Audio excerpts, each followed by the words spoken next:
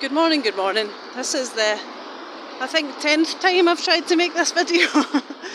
And, there's no sound. Yeah, no sound. I don't know what they've done, but they've done something to cut the sound off. So if this doesn't come out with any sound in it, I'm going to have to buy a new phone, I think. Try to put my glove on with one hand, 2 seconds.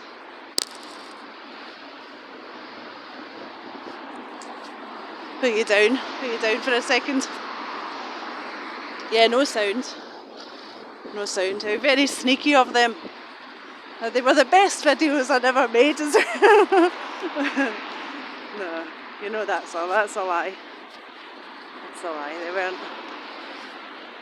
They're probably about as interesting as all the rest of them. And I've forgotten what it was that I said, which is a bit annoying. I change my shopping into the other hand.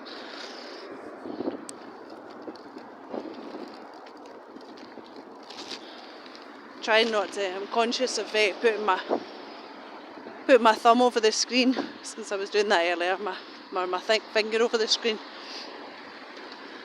I was just in getting a bit of shopping there. I've been trying not to eat carbs the last little while, but I've slipped back into a bit of carb eating, and I'm not very happy with myself about it. You know, I was doing really well. I'd lost quite a bit of weight, and I was going for really long walks every day, and I've kind of given in to the depression state, I suppose you could call it, of comforting myself with food, carbs in particular,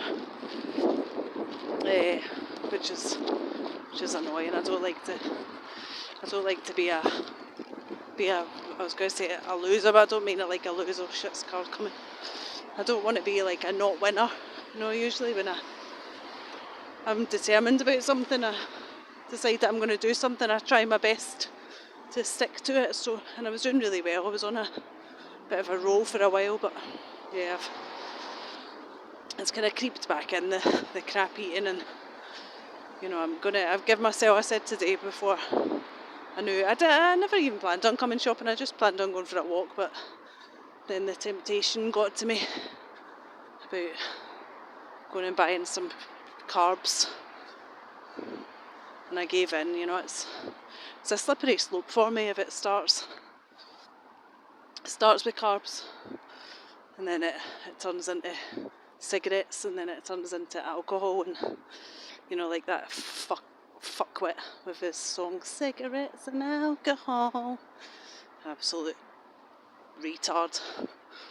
That's why I won't say what he looks like, but he looks like something that they accuse most targets of being. I don't know if you can say that anyone looks like that, you know. People that you would maybe associate with having a dog with no working back legs and Family Guy. You know, he looks like he'd be the stereotypical one of them. It's kind of ironic that they try and accuse us, or definitely try and accuse me of being one of those, and surround me with people who look like, if you were to draw a picture of a pedo, he would look like one. He would be the picture that you would draw. Not that stands for anything, you know. I suppose it doesn't, but yeah, it just makes me laugh every time I see him, you know. Absolutely filthy looking thing. Filthy looking, disgusting looking, just looks manky and dirty and horrible, and yeah, it's funny the type of people they have living in this house around me doing this shit. It was funny, I was walking back yesterday. I was just out for a walk yesterday, and I was walking back and I clocked the guy. I don't know if you've seen that in one of my shorts. He has a Despicable You top on, and as I started filming him, I wasn't even talking that loud. I don't speak that loud naturally. He kind of turned around because he knew I was filming him. He'd been told. And I was walking back for town yesterday, and I saw him. I was walking behind him, but I clocked him straight away. He's got a very distinctive shape, even for the back. I saw him, and I was walking behind. And he walked right into the house where I live, and he's friends with Silly Big Mouth that lives there, so, you know, it's not fucking surprising. She is a chief retard in that house. Chief Big Mouth, anyway. in that house, so it's not surprising that she's friends with all the local scum, being scum herself. But that wasn't what I wanted to talk about. I didn't want to talk about Silly Big Mouth or Despicable Him or the pedo. I didn't want to speak about any of those people. I don't know what I wanted to speak about. Firstly, I wanted to speak about my so good morning that I keep saying, because it's I'm pissing myself off saying it. It sounds very gangstalkery, doesn't it? Saying so good morning all the time. I need to stop that. There's a channel that I don't watch it anymore, but I did watch it when I first started watching gang stalking videos. When I first realised what this was, that this was actually a thing, that gang stalking was actually a thing that other people experienced. It wasn't just me. There's certain channels that you find, you could say the kind of big channels, if you like.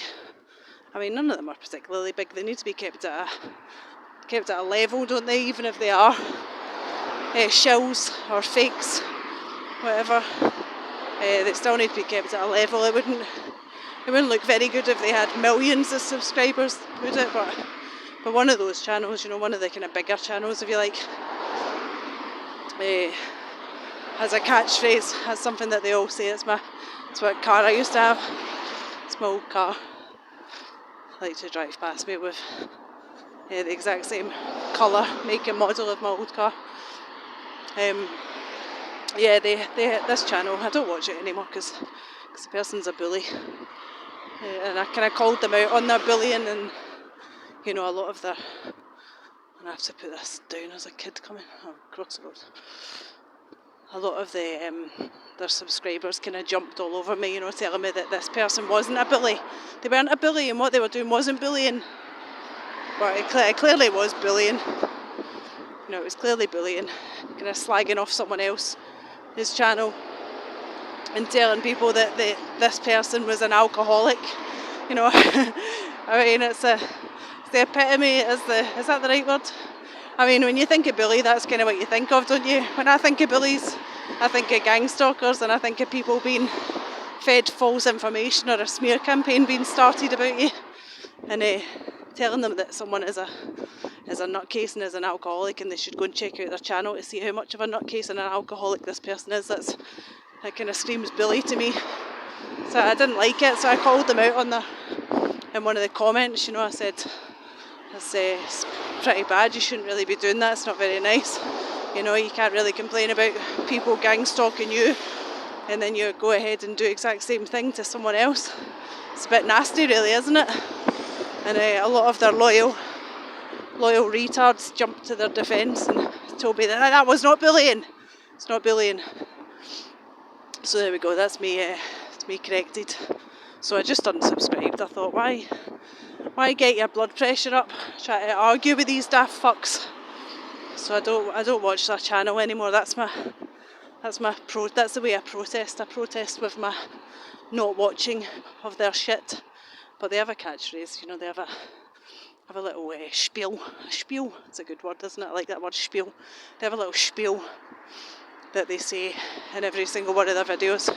And even before I realised that they were a bully, I was starting to find their little spiel a bit fucking irritating.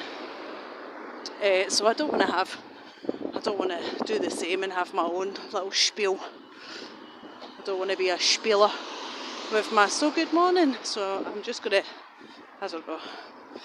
I find it difficult. It's kind of comforting, isn't it, to have like a little catchphrase. It's like I'm a kind of game show host or something.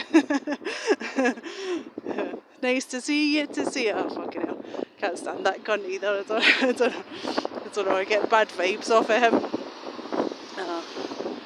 Anyway, yeah, I'm gonna try not to, because it seems like a very gangstalkery thing to do, having a catchphrase or having a phrase that people associate with you, or when they think of you, they have that little catchphrase running in their mind, don't they? I used to work with guys that had that. God, has that been 9.5 minutes already? Fuck, I talk a lot of shite. I take my time about it as well, don't I? Take my time talking a lot of shite. I haven't even said anything that I wanted to say yet. I have to do another another video, you're going to have to tolerate another. See that, the bees, Haskins, the garden centre. I mean, it's quite local. The bee is their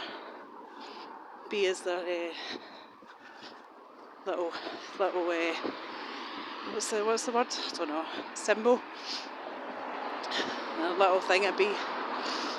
Yeah, I used to work with guys, and they had a catchphrase. You know, they would walk in the morning and say the exact same thing, and it seems like a very gang-stalkery thing to do. I mean, they were 98% of them. That's my favourite number just now. 98 Lime Crescent, where the murderer lives. Oh shit! Did I say that out loud?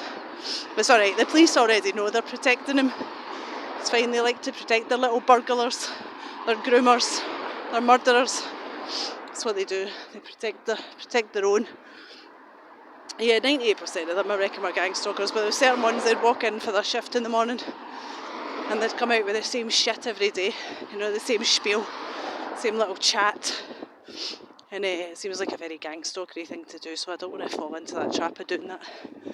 Also, people that I didn't work with, people that I've just known, have always had little phrases that they say, you know, they'll say the same thing again and again and again. I suppose we all maybe do that. It's got on his top there's the monster. I don't know if you can see that, you can zoom in. The TT monster, they used that they tried to use the TT to